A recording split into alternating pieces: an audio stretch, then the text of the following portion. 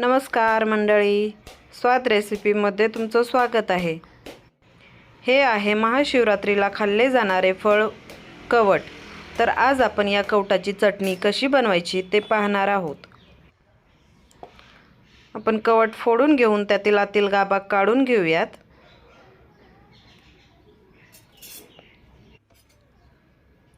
कवठामध्ये गूळ घालून आंबट गोड असं खायला खूपच छान लागते। पण जर तुम्हाला त्यासोबतच तिखट आणि चटपटीत अशी चव पाहिजे असेल तर तुम्ही ही चटणी नक्की ट्राय करा।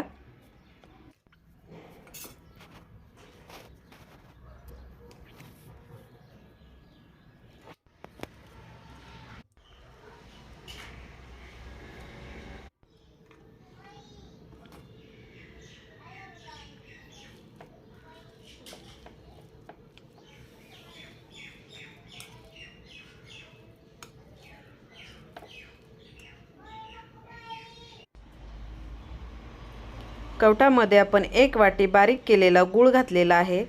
1 चमचा लाल तिखट, थोडंसं काळं मीठ आणि जिरेपूड घातलेली आहे। मिक्स करून घेऊयात।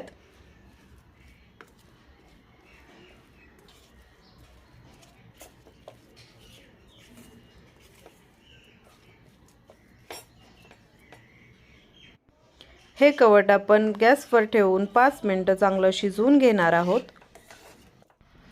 अशा प्रकारे बनवलेली चटणी उपवासाला खाल्ली जाते। तसेच ही चटणी 7 ते 8 दिवस व्यवस्थित टिकते। कवटाची आंबट गोड आणि तिखट अशी चटपटीत चटणी तयार झालेली आहे। तुम्हाला जर ही रेसिपी आवडली असेल तर चॅनलला सबस्क्राईब करा, व्हिडिओला लाईक आणि शेअर करा।